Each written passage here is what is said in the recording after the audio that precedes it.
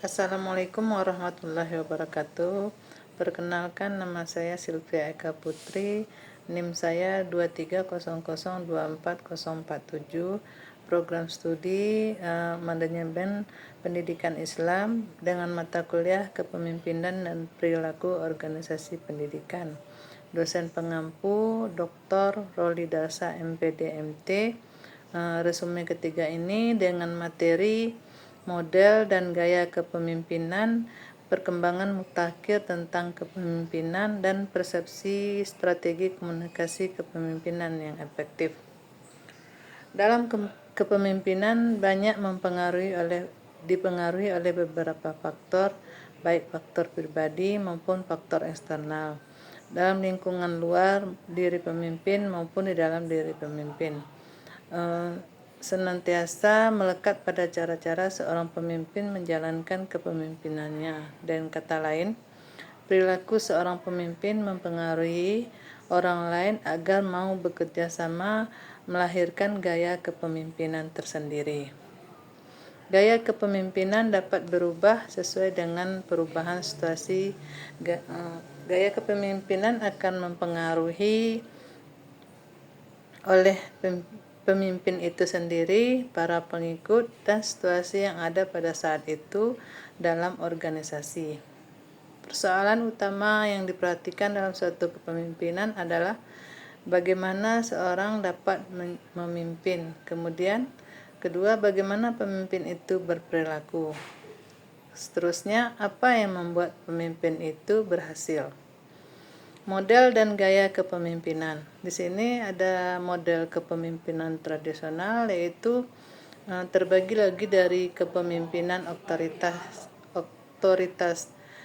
Ciri-ciri kepemimpinan ini membuat keputusan secara sepihak dan tidak melibatkan anggota tim dalam proses pengambilan keputusan.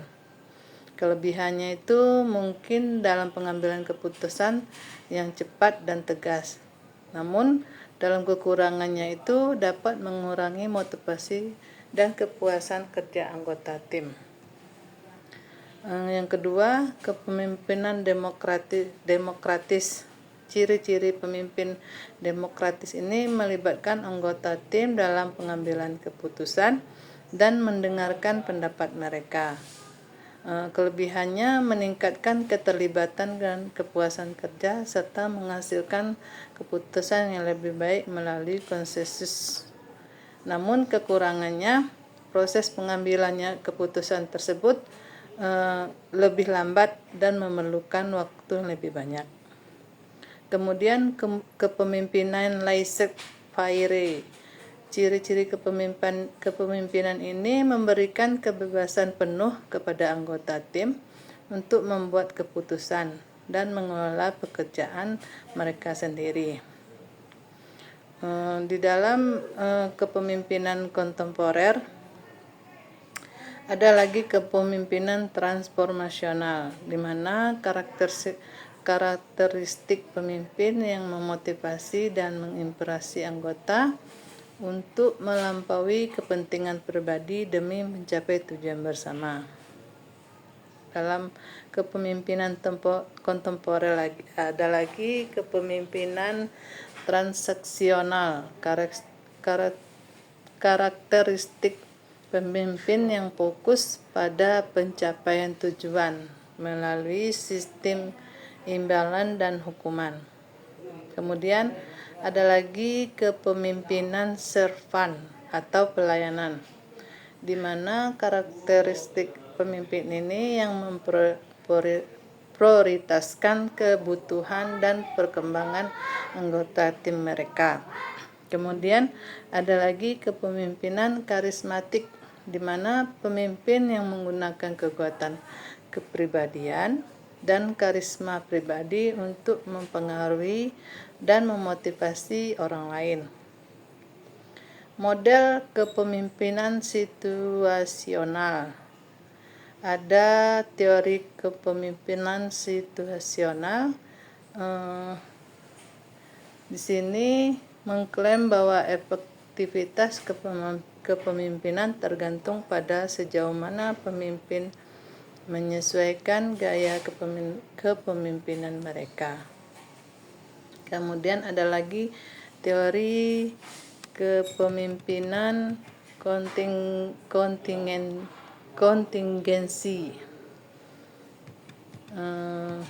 menyatakan bahwa efektivitas kepemimpinan itu tergantung pada kesesuaian antara gaya pemimpin dan situasi yang ada. Kepemimpinan digital dan teknologi. Dampak teknologi terhadap kepemimpinan teknologi digital, salah satunya pemimpin berkomunikasi, mengelola, dan membuat keputusan. Kepemimpinan dalam era digital, pemimpin perlu memiliki keterampilan digital dan memahami bagaimana teknologi mempengaruhi dinamika.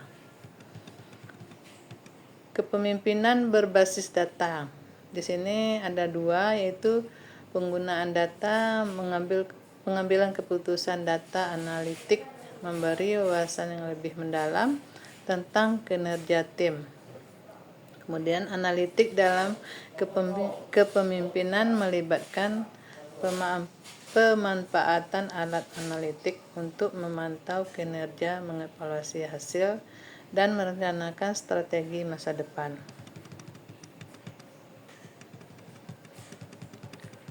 Persepsi publik tentang kepemimpinan.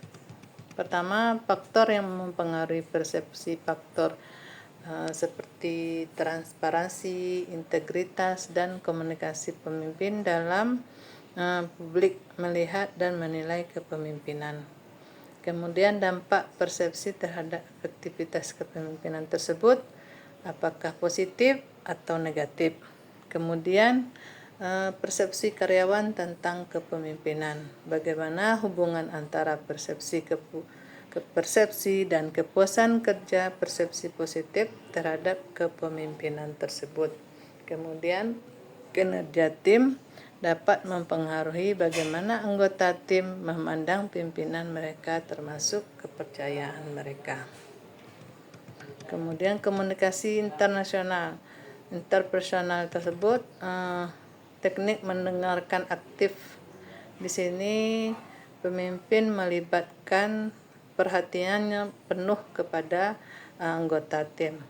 Kemudian keterampilan berbicara di depan umum, bagaimana seorang pemimpin itu mampu menyampaikan pesan secara jelas dan persuasif.